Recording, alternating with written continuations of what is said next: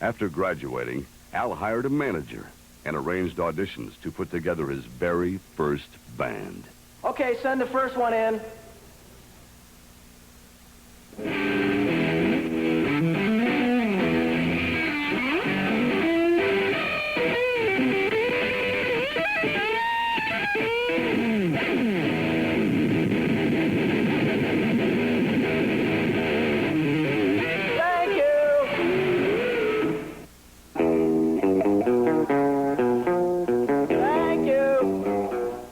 I'll get it. Thank you!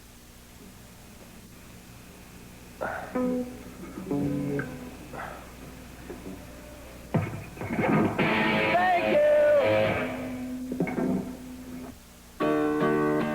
Love, I love you. I've been loving you so long today. Thank you. We'll let you know.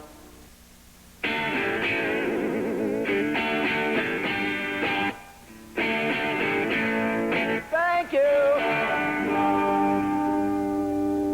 Get her phone number.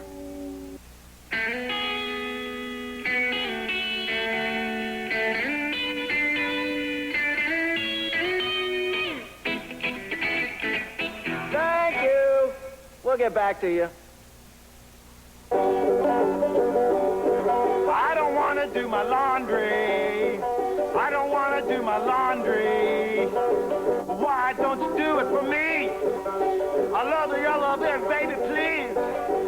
Do my little laundry for me. Despite his manager's efforts on his behalf, Al was finally able to put a band together. His first major concert appearance at the legendary Monterey Pop Festival set the musical world on fire.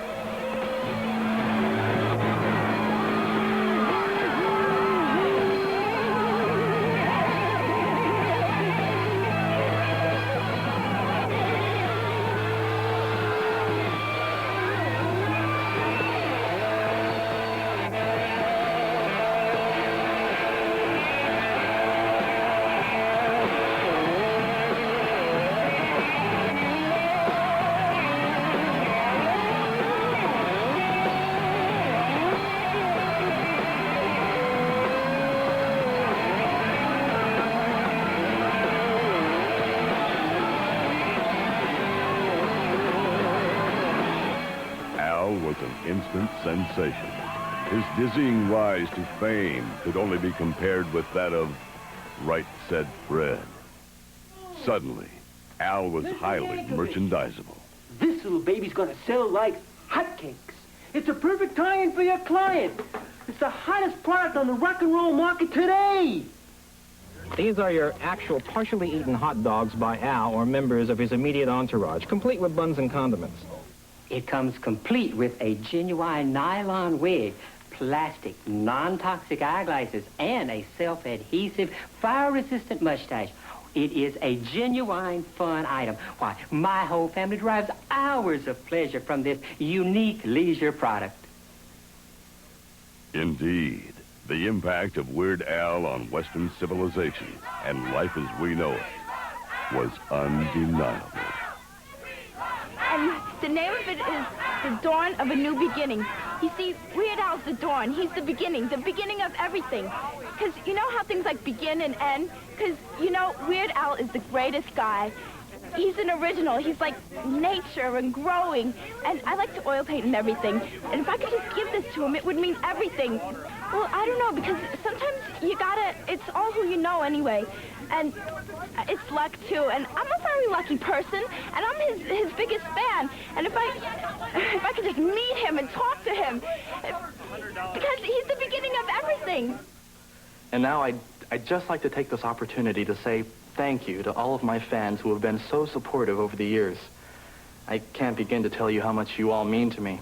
You know, without you, I'd be nothing. Well, not exactly nothing, but I'd be a worthless hunk of slime.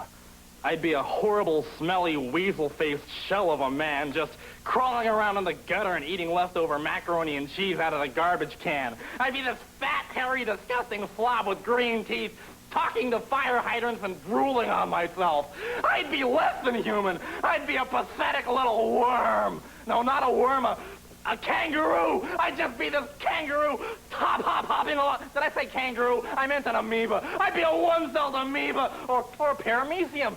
Yeah, that's it, a paramecium. I can see it now. I'd be this lousy, stinking paramecium, just waving my flagella all around and translocating from place to place. I'd be this...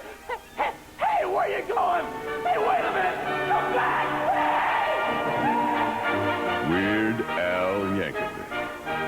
Where will he go from here? What new worlds will he conquer? Who does he think he is? How should I know? You're watching Al TV.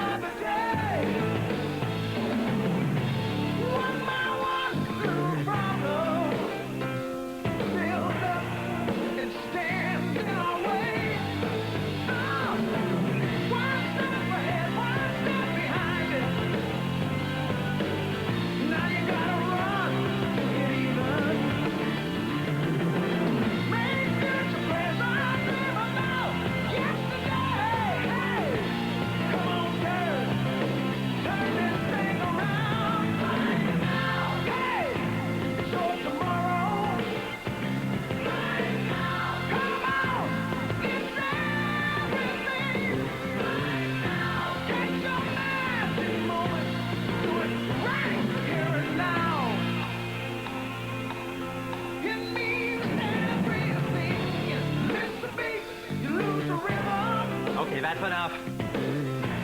Well, it looks like a lot of my close personal friends are going to be dropping in on me today. In fact, my good pal Tom Petty just showed up. Hey, Tom, how you doing? Thanks for dropping by. I'm proud to be here, you know, pleased to be here. I've been trying to call you for weeks, and you're never home, and your answering machine just beeps. I don't have any message. We really go back a long ways together, don't we? You remember that trick we played on Prince at the Video Music Awards when we cut those big holes out of the seat of his pants? I don't know when I've enjoyed myself so immensely. Or when we held down Sinead O'Connor and shaved off all her hair? But I mean, I don't know when I've had so much fun. And remember when we did the thing and he took it away and he couldn't sing? What? Oh, those were fun times. You know, Tom, you've been rocking and rolling even longer than I have. How much of your brain do you think has turned to cottage cheese by now? 99%, I'd bet. I've heard some pretty kinky rumors about you. For instance, I've heard that you dress up your roadies like Girl Scouts and make them run around your backyard barking like dogs. I do. I go out and watch them every night. Okay, wait a minute. I got a joke for you.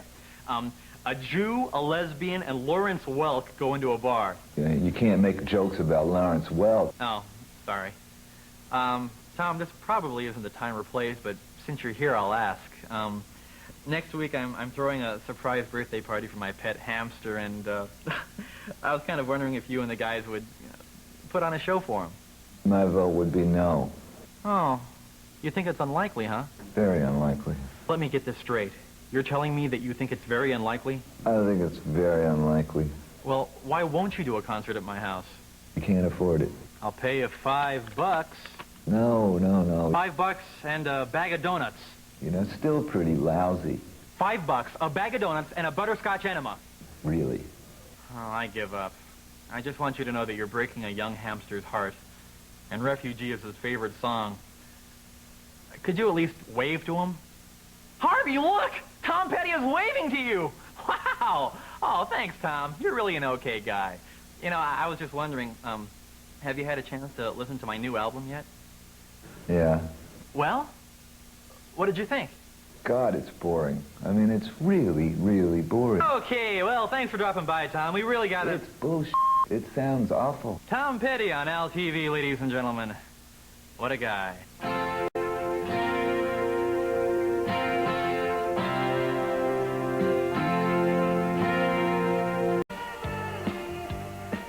I don't know what happened. I just lost control. I thought I could stop watching Al TV anytime I wanted.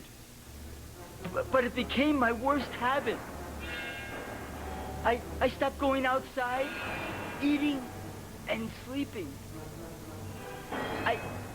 I lost my friends, my wife, and my job. I even forgot to feed my dog.